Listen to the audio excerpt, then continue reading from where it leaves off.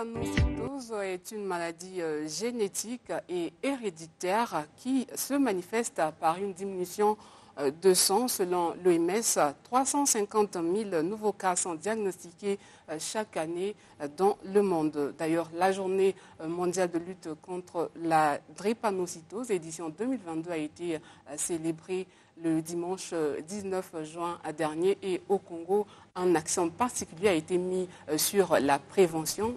Justement, la prévention et le traitement de la drépanocytose. On en parle dans questions-réponses avec le phytothérapeute Auguste Balandamio. Monsieur Auguste, bonjour. Bonjour. Alors, les moyens de prévention contre la drépanocytose de nos jours restent la sensibilisation et aussi le dépistage. Et la médecine moderne, en ce qui concerne le traitement, propose trois types de traitements. Il y a la transfusion sanguine, les médicaments à base d'hydroxycarbamide et aussi la transplantation de la moelle osseuse. Dites-nous, vous, du côté de la médecine traditionnelle, qu'est-ce que vous proposez comme traitement? Merci. Je voudrais revenir sur cette journée de la sensibilisation. J'ai fait partie également le 18 au CHU, au Centre national. Quand on veut parler de la sensibilisation et la prévention, personnellement, ça me fait mal au cœur parce que nous avons une journée qui est mondiale, qui est le 19, mais au Congo, nous avons notre centre qui est là et qu'on peut organiser au moins une fois dans le trimestre la sensibilisation. Cette sensibilisation doit se faire au niveau des églises, au niveau des médias, au moins une fois dans le trimestre pour permettre aux Congolais de comprendre réellement qu'est-ce que l'importance de la drépanocytose et l'importance de dépistage. Alors lorsque nous gardons jusqu'à la journée de 19, donc pour une année, nous avons une journée sur la drépanocytose et que le Congo, où nous détenons un centre national bien garni sur la drépanocytose, non, on est là, une sensibilisation qui se fait en une journée, en 2 semaines, c'est pas bien. Nous devons revenir sur la sensibilisation parce que le peuple congolais est malade et nous devons le traiter. On doit revenir. Maintenant, revenons sur notre thématique que nous avons parlé de traitement. Vous savez, j'ai toujours dit, je l'ai dit le 18 au Centre national, que l'unique doigt ne lave pas la figure. Mais il faut que les 5 doigts soient combinés pour laver la figure et pour apporter à nos patients la santé meilleure. En passant comment? Nous reconnaissons, je le redis, en 2000, à la 3e session, 63e session de l'OMS, à l'époque, le professeur Elira était directeur général de la santé. On en avait pour thème la collaboration des 2 médecines. Et le professeur Elira, en tant que directeur général, avait même organisé une journée porte ouverte au CHU pour permettre que cette médecine rentre en vigueur. La collaboration, oui. Maintenant, cette collaboration... Vous collaborez, vous, en parlant du traitement, monsieur Auguste. Mais oui, c'est pour appuyer cette collaboration qui doit exister. Nous avons parlé qu'au niveau de la médecine conventionnelle, il y a des efforts qui sont en train de se faire. Dans cette sensibilisation, on a parlé de beaucoup des efforts. Mais la médecine traditionnelle n'est pas restée en marge. La médecine traditionnelle également a pris les efforts. Je prends un exemple de 2017 que je suis sur la drépanocytose jusqu'à nos jours, mais j'ai fait des efforts pour créer, pour traiter. Au niveau de la médecine traditionnelle, qu'est-ce qui se passe? Nous savons que c'est une pathologie qui est fragile. Et ces drépanocytes ont une immunité qui est tellement fragile. Il faut également activer cette immunité. La drépanocytose, c'est une pathologie où on peut compter 15 à 16 maladies qui font partie de la drépanocytose. Vous avez un problème de sang sur l'anémie. Vous avez un problème du paludisme.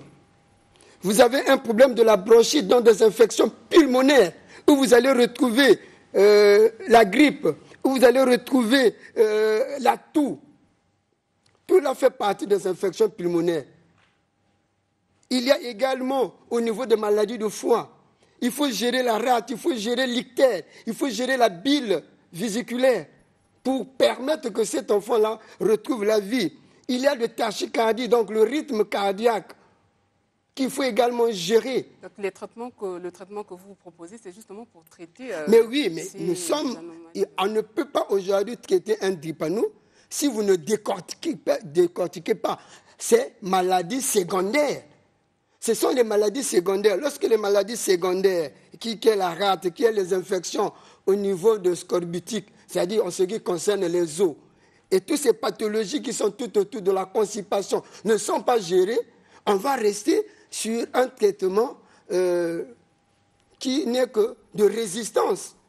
Donc, comme ils le disent eux-mêmes, qu'avec la drépanocytose, on n'a pas réellement un traitement plein, mais on est là pour donner la vie, faire que cet enfant-là arrive. Mais avec les grands efforts aujourd'hui, on peut retrouver les drépanocytes qui ont au moins 60 ans. Est-ce qu'avec ce que vous faites ou encore ce que vous donnez comme traitement, est-ce qu'on peut dire que vous pouvez guérir justement un drépanocytaire?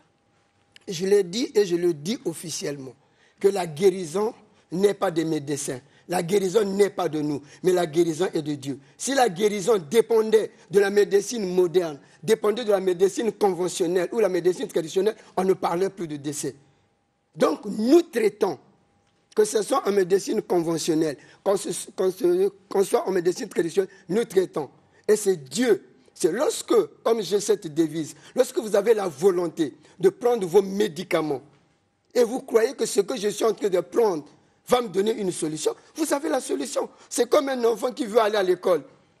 Pour réussir à l'école, il faut avoir la volonté d'aller à l'école.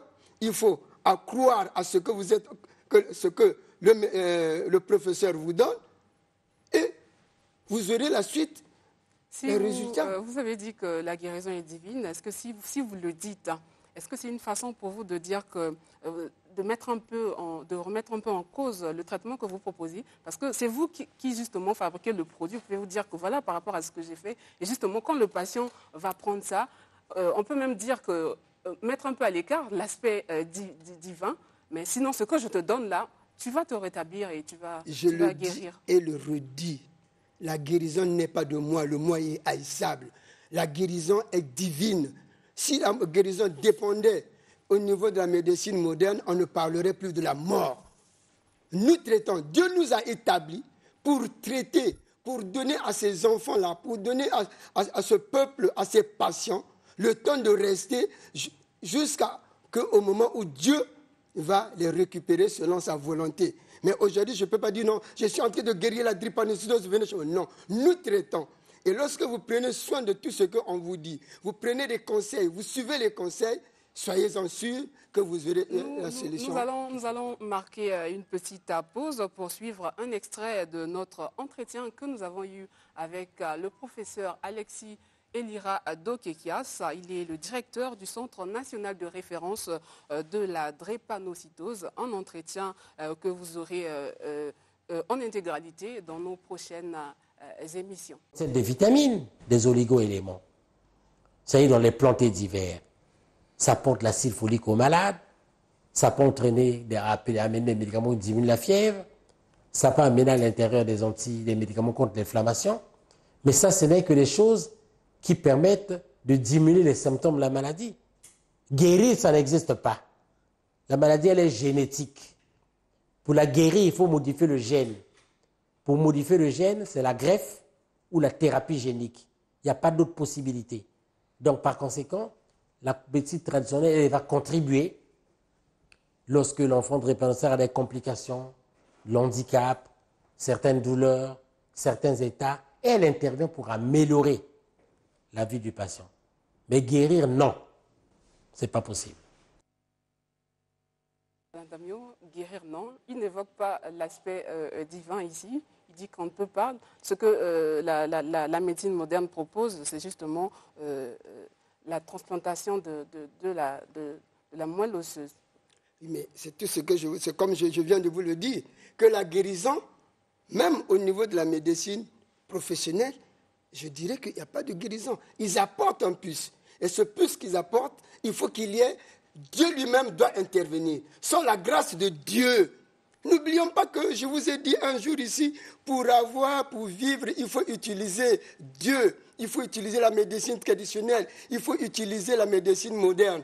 Tant que les trois sont réunis, vous avez la vie. Mais tant que les trois ne sont pas réunis, vous n'avez pas la vie. Est-ce qu'il y a un régime alimentaire approprié pour les drépanocytaires?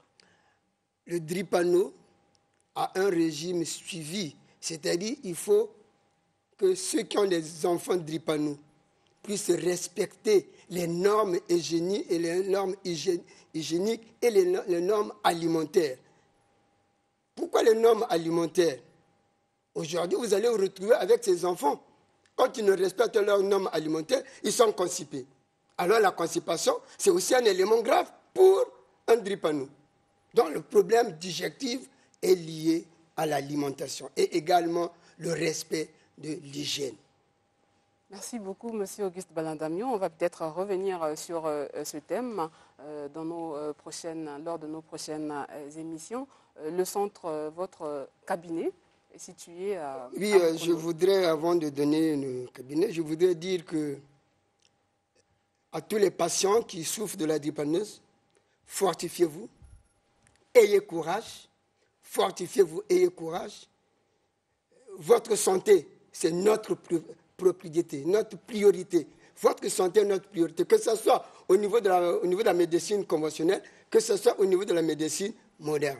Donc, pour tous ceux qui veulent me voir, pour avoir un plus au niveau de cette pathologie, je suis à l'arrêt pharmacie de Mokondo,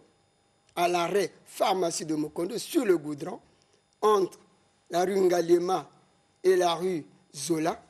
Donc, mes numéros de contact pour ceux de Pointe-Noire, vous pouvez appeler le 06 913 01 55. Pour Pointe-Noire, 06 913 01 55. Pour ceux de Brazzaville qui veulent directement me voir, vous prenez le 06 695 35 20, 06 695 35 20. Et ceux qui aiment utiliser l'Internet, vous prenez le 00 242 05 526 15 07, 05 526 15 07. Je vous remercie. Merci encore une fois, Monsieur Auguste Balindamion. C'était donc question-réponse.